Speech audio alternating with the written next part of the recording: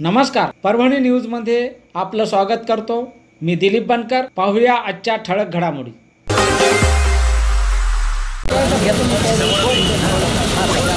परभणी येथील विवेकनगरमधील सारंग स्वामी विद्यालयाने जे अनाधिकृत बांधकाम केले त्या अनाधिकृत बांधकाम पाडण्यासाठी 31/3/2022 रोजी महानगरपालिका प्रशासनाने पत्र काढलं आणि ती शाळा पूर्णपणे पाडून त्याचा खर्च त्या शाळेने भरावा अशा पद्धतीचं ते पत्र आहे। परंतु गेल्या 3 वर्षापासून त्याच्यावर कुठली कारवाई नाही। प्रशासनाला जेव्हा आम्ही नगरपालिका प्रशासनाला आता गेल्या 13 दिवसापासून म्हणजे आजचा उपोषणाचा 13वा दिवस आहे, आजपर्यंत आम्ही विचारलं तर ते म्हणतात की त्याच्यावर स्टे आलेला आहे त्या बांधकामावर। अशा आम्ही कोर्टामधून माहिती घेतली असता त्याच्यावर कुठल्याही प्रकारचा स्टे नाही। जो स्टे दाखल केला होता तो स्टेसुद्धा कोर्टाने फेटाळला, कारण कुणाच्याही जागेवर कुणीही बांधकाम जर करत असलं अनाधिकृत पद्धतीने बांधकाम तर त्याला न्यायालय देखील असत्याला स्टे देऊ शकत नाही। सत्य बाजू जर असली तर निश्चित स्टे मिळतो, परंतु असत्य बाजू असली तर स्टे मिळत नाही। परंतु आज ते स्टे असताना देखील त्यांनी गेल्या महिन्याभरामध्ये कंपाऊंडचं बांधकाम केलं। संस्थेला कंपाऊंडवाडी अंगणवाडी क्रीडा कार्यालयाकडनं 7 लाख रुपयेचं अनुदान देखील मिळवलं। परंतु जे अनुदान मिळवलं ते क्रीडांगण सुशोभीकरणासाठी वाल बांधण्यासाठी कुठलंही क्रीडा कार्यालय महाराष्ट्रातलं अनुदान देत नसतानाही त्यांनी कंपाऊंड वालाचं बांधकाम केलं। आमचं म्हणणं आहे की सध्या तुम्ही ती कंपाऊंड वाल पाडावी आणि नंतर 31/3/2022चं जे पत्राची अंमलबजावणी ती करावी, म्हणजे ती शाळा पूर्णपणे पडू शकते। जी आपण 10% जर जागा सोडली तर 10%सुद्धा जागा त्यांनी मिळवलेली नाही आहे रीतसरित्या।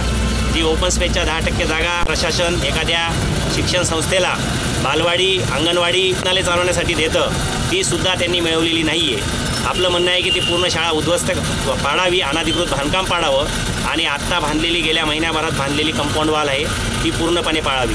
याच्यामध्ये माननीय आयुक्त साहेब हे पूर्णपणे चालढकळपणा करत आहेत। कदाचित ते नवीन असल्यामुळे त्यांना माहीत नसेल, परंतु माहीत असण्याचा हा प्रश्न नाही, खूप साधा प्रश्न आहे।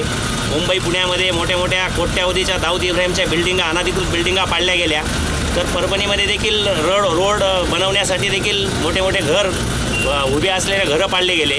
तर हे जे अनाधिकृत बांधकाम आहे, अनाधिकृत वाल कंपाऊंड आहे, ही पाडावी अशी आमची प्रामाणिक इच्छा आहे।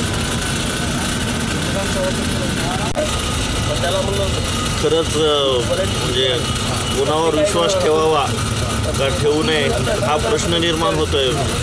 आपलं कोणीच आहे उपोषणाला बसल्याचा, इथं वयस्कर लोकसुद्धा येऊन उपोषण करत आहेत, कोणीही दखल घेत नाही। आमची कोणीतरी दखल घेईल। कालही आम्ही आयुक्तालयासमोर बसून सगळ्या महिलांनी ठिय्या मोर्चा केला असताना सुद्धा आयुक्तांनी आमच्याकडून काही पटकन म्हणजे रिझल्ट दिले असं झालं नाही।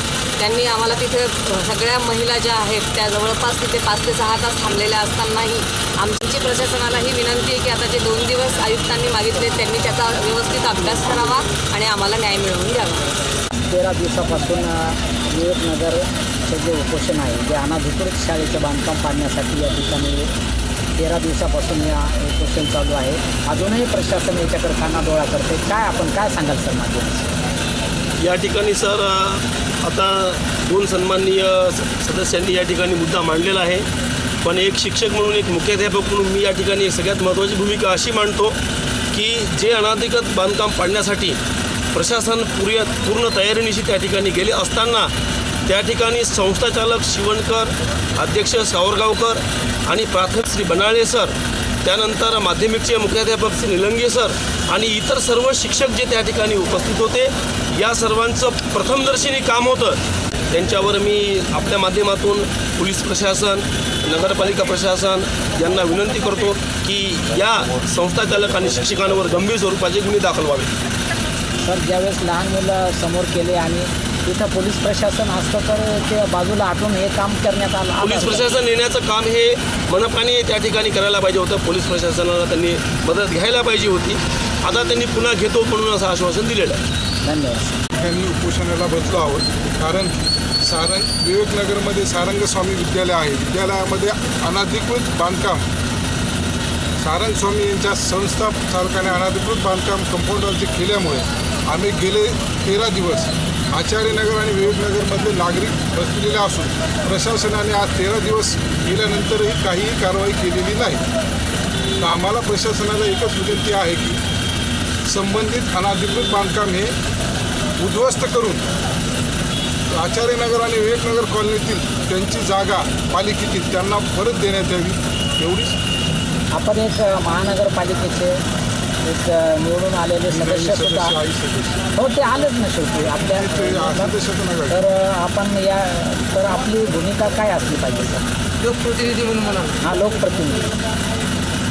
माझे महानगरपालिकेमध्ये माझ्या आई रंजना प्रल्हादराव साखरे या नगरसेविका होत्या, पण आता सध्या प्रशासन असल्यामुळे आम्ही सर्व कॉलनी या वासियांची विनंती केली प्रशासनाला की अनधिकृत जे बांधकाम आहे ते लवकरात लवकर पाडण्यात यावे. हे मुद्दा महत्त्वाचा. हां सर. आम्ही सर्व आचार्यनगर आणि विवेकनगरमधले जेवढे नागरिक आहेत. आणि याचबरोबर हे बातमीपत्र संपलं. पुन्हा भेटूया पुढील बातमीपत्रात. शहरातील ताज्या घडामोडी जाणून घेण्यासाठी पाहत राहा परभणी न्यूज.